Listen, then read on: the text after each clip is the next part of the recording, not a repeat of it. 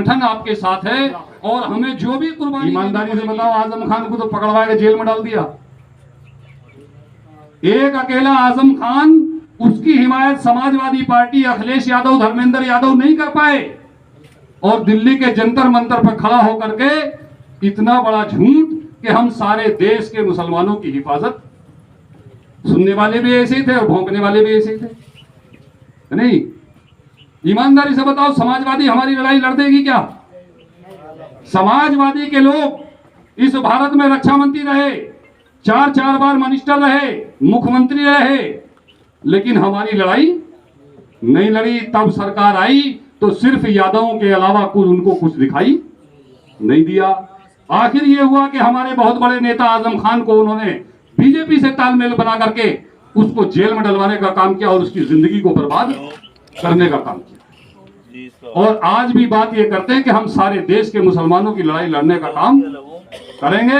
तो हम आपसे ये कहना चाहते हैं कि उनके झांसे में आने की जरूरत नहीं है। आजादी के 75 साल में हमने बारी बारी से तमाम लोगों को देख लिया कि हमारी लड़ाई कोई लड़ने वाला नहीं है। हमें तो अपनी लड़ाई अपने पैरों पर खड़े होकर के ही लड़नी पड़ेगी, तब इंशाअल्लाह हमारे मसाइल का हल होगा।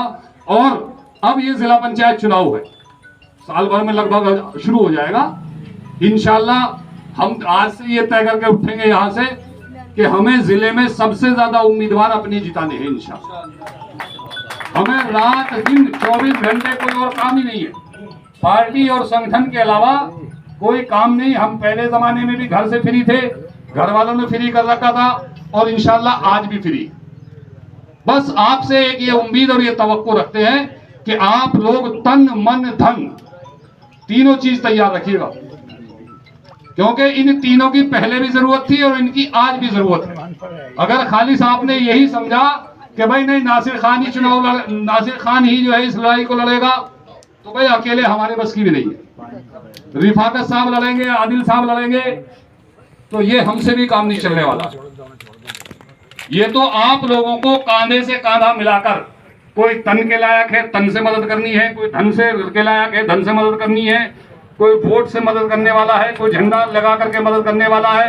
ये तो हम सबको कांधे से कांधा मिला करके अपनी आवाज को बुलंद करना है। और इंशाअल्लाह हम ये आपसे वादा कर रहे हैं कि आने वाले 6 महीने में आपके क्षेत्र के बड़े से बड़े हिंदू नेता इंशाअल्लाह मजलिस इत्तेहादुल मुस्लिमीन में आपके बीच में शामिल होते दिखाई देंगे।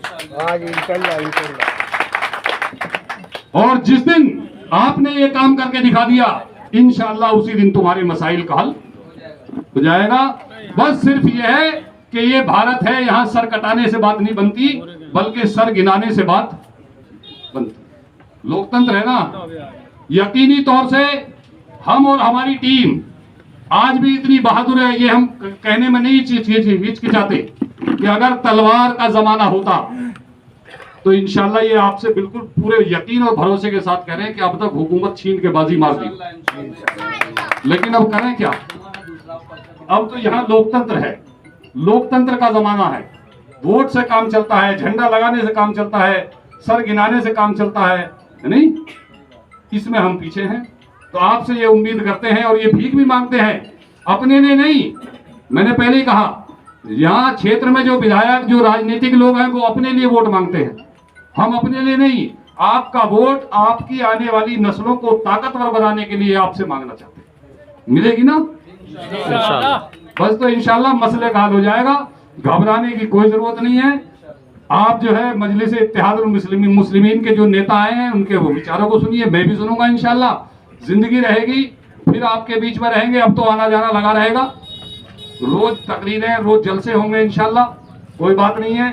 फिर इंशाल्लाह मुलाकात होगी। इसी के साथ शुक्रिया, खुदा हाफिज़, अस्सलाम वालेकुम। और खास तौर से भाई जो हमारे पुराने साथी अजहर साहब बैठे हैं, मुनाफ साहब बैठे हैं और कई लोग बैठे हैं, मास्टर जी बैठे हैं, इनसे भी मेरी गुजारिश है कि भाई पूरी पुरानी टीम को जोड़ करके आप लोग, तो आपकी जिम्मेदारी ज्यादा है, आपकी जिम्मेदारी ज्यादा है भाई। हम ये समझते हैं कि मजलिस इत्तेहादुल मुस्लिमीन में जो नौजवान लोग जुड़े हैं वो अभी नॉन पॉलिटिकल ट्रेनिंग शुदा नहीं है, लेकिन आपने अपने कीमती समय में से 15 साल 20 साल ऐसा टाइम लगाया है कि जिससे आपको बहुत तजुर्बे हासिल हुए। उन तमाम तजर्बों को लेकर के आप लोग इसमें धक्का लगाइए। इंशाल्लाह ये ताकत हो जाएगी तो इंशाल्लाह हमारा मकसद पूरा हो जाएगा। हमें ना कल एमएलए बनना है, ना आज बनना है, ना परसों बनना है। अगर मिशन और तहरीक मजबूत हो गई तो इंशाल्लाह विधायक से बड़ी पावर आपकी होगी, आपके मसाइल का हल हो जाएगा। इंशाल्लाह आपके नौजवानों को नौकरी मिलनी शुरू हो जाएगी, आपकी बहन बेटियों की इज्जत आबरू की हिफाजत हो जाएगी, आपके मदारिस, मसाजिद, खानका, दरगाहों की हिफाजत हो जाएगी। उसके लिए कोई नहीं बोलेगा, उसके लिए खालिस तुम्हें ही बोलना होगा। इसलिए तमाम बातों को छोड़ते हुए आपके बीच में रहेंगे। अब फिर इंशाल्लाह गुफ्तगू होगी। किसी की शान में कहने और सुनने में कोई गुस्ताखी हो गई हो तो हम आपसे माफी के तलबगार हैं। नेता नहीं, आपके भाई, आपके बेटे, आपके दोस्त।